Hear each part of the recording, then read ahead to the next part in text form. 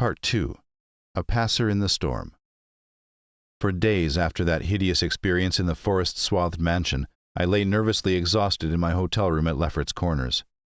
I do not remember exactly how I managed to reach the motor car, start it, and slip unobserved back to the village, for I retain no distinct impression save of wild-armed Titan trees, demoniac mutterings of thunder, and Charonian shadows athwart the low mounds that dotted and streaked the region. As I shivered and brooded on the casting of that brain-blasting shadow, I knew that I had at last pried out one of Earth's supreme horrors. One of those nameless blights of outer voids whose faint demon scratchings we sometimes hear on the farthest rim of space, yet from which our own finite vision has given us a merciful immunity. The shadow I had seen, I hardly dared to analyze or identify. Something had lain between me and the window that night, but I shuddered whenever I could not cast off the instinct to classify it. If it had only snarled or bayed or laughed titteringly, even that would have relieved the abysmal hideousness. But it was so silent. It had rested a heavy arm or foreleg on my chest. Obviously it was organic, or had once been organic. Jan Martens, whose room I had invaded, was buried in the graveyard near the mansion.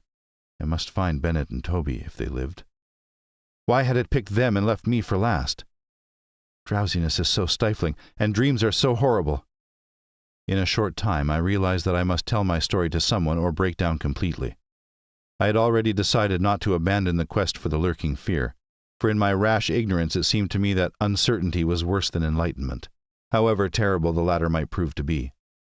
Accordingly, I resolved in my mind the best course to pursue, whom to select for my confidences, and how to track down the thing which had obliterated 2 men and cast a nightmare shadow. My chief acquaintances at Lefferts Corners had been the affable reporters, of whom several still remained to collect final echoes of the tragedy. It was from these that I determined to choose a colleague, and the more I reflected, the more my preference inclined toward one Arthur Munro, a dark, lean man of about 35, whose education, taste, intelligence, and temperament all seemed to mark him as one not bound to conventional ideas and experiences. On an afternoon in early September, Arthur Munro listened to my story. I saw from the beginning that he was both interested and sympathetic, and when I had finished he analyzed and discussed the thing with the greatest shrewdness and judgment. His advice, moreover, was eminently practical, for he recommended a postponement of operations at the Martens mansion until we might become fortified with more detailed historical and geographical data. On his initiative we combed the countryside for information regarding the terrible Martens family, and discovered a man who possessed a marvelously illuminating ancestral diary. We also talked at length with such of the mountain mongrels that had not fled from the terror and confusion to remoter slopes, and arranged to proceed our culminating task, the exhaustive and definitive examination of the mansion in the light of its detailed history, with an equally exhaustive and definitive examination of spots associated with the various tragedies of squatter legend. The results of this examination were not at first very enlightening, though our tabulation of them seemed to reveal a fairly significant trend, namely that the number of reported horrors was by far the greatest in areas either comparatively near the avoided house, or connected with it by stretches of the morbidly overnourished forest. There were, it is true, exceptions. Indeed, the horror which had caught the world's ear had happened in a treeless space remote alike from the mansion and from any connecting woods. As to the nature and appearance of the lurking fear, nothing could be gained from the scared and witless shanty-dwellers. In the same breath they called it a snake and a giant, a thunder devil and a bat, a vulture and a walking tree. We did, however, deem ourselves justified in assuming that it was a living organism, highly susceptible to electrical storms. And although certain of the stories suggested wings, we believed that its aversion for open spaces made land locomotion a more probable theory. The only thing really incompatible with the latter view was the rapidity with which the creature must have traveled in order to perform all the deeds attributed to it. When we came to know the squatters better, we found them curiously likable in many ways. Simple animals they were, gently descending the evolutionary scale because of their unfortunate ancestry and stultifying isolation. They feared outsiders, but slowly grew accustomed to us, finally helping vastly when we beat down all the thickets and tore out all the partitions of the mansion in our search for the lurking fear. When we asked them to help us find Bennett and Toby, they were truly distressed, for they wanted to help us, yet knew that these victims had gone as wholly out of the world as their own missing people. That great numbers of them had actually been killed and removed, just as the wild animals had long been exterminated, we were of course thoroughly convinced, and we waited apprehensively for further tragedies to occur. By the middle of October we were puzzled by our lack of progress. Owing to the clear nights, no demonic aggressions had taken place, and the completeness of our vain searches of house and country almost drove us to regard the lurking fear as a non-material agency. We feared that the cold weather would come on and halt our explorations, for all agreed that the demon was generally quiet in winter. Thus there was a kind of haste and desperation in our last daylight canvases of the horror-visited hamlet. A hamlet now deserted because of the squatter's fears. The ill-fated squatter hamlet had borne no name, but had long stood in a sheltered though treeless cleft between two elevations, called respectively Cone Mountain and Maple Hill. It was closer to Maple Hill than to Cone Mountain, some of the crude abodes indeed being dugouts on the side of the former eminence. Geographically, it lay about 2 miles northwest of the base of Tempest Mountain, and 3 miles from the oak-girt mansion. Of the distance between the hamlet and the mansion, fully 2 miles and a quarter on the hamlet side was entirely open country, the plain being of fairly level character save for some of the low snake-like mounds, and having as vegetation only grass and scattered weeds. Considering this topography, we had finally concluded that the demon must have come by way of Cone Mountain, a wooded southern prolongation of which ran to within a short distance of the westernmost spur of Tempest Mountain. The upheaval of ground we traced conclusively to a landslide from Maple Hill, a tall, lone, splintered tree on whose side had been the striking point of the thunderbolt which summoned the fiend. As for the 20th time or more, Arthur Monroe and I went minutely over every inch of the violated village. We were filled with a certain discouragement coupled with vague and novel fears. It was acutely uncanny, even when frightful and uncanny things were common, to encounter so blankly clueless a scene after such overwhelming occurrences.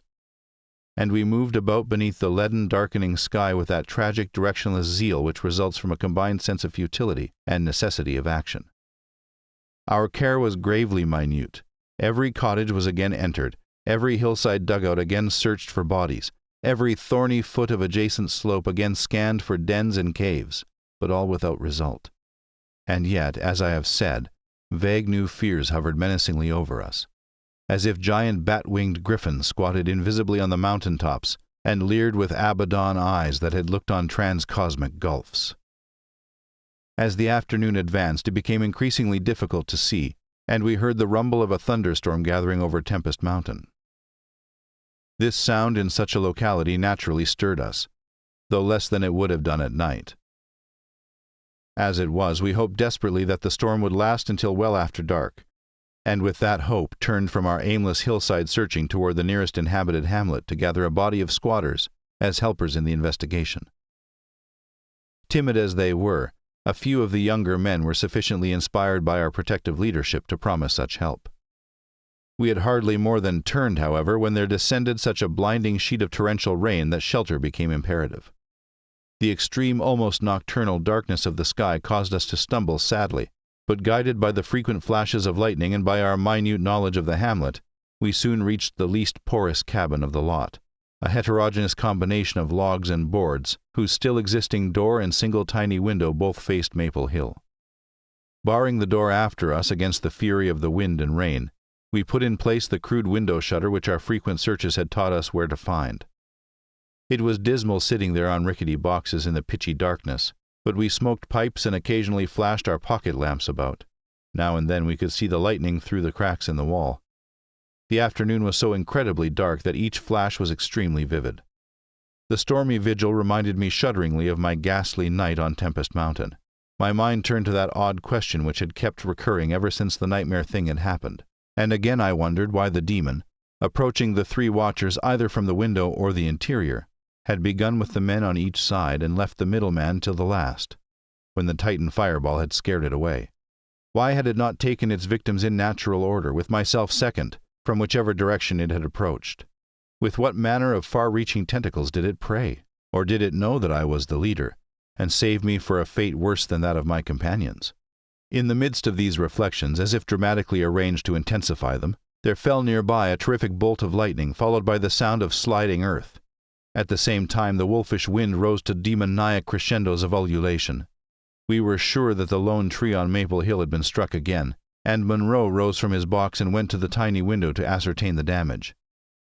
When he took down the shutter, the wind and rain howled deafeningly in, so that I could not hear what he said, but I waited while he leaned out and tried to fathom nature's pandemonium. Gradually, a calming of the wind and dispersal of the unusual darkness told of the storm's passing. I had hoped it would last into the night to help our quest, but a furtive sunbeam from a knothole behind me removed the likelihood of such a thing. Suggesting to Monroe that we had better get some light even if more showers came, I unbarred and opened the crude door.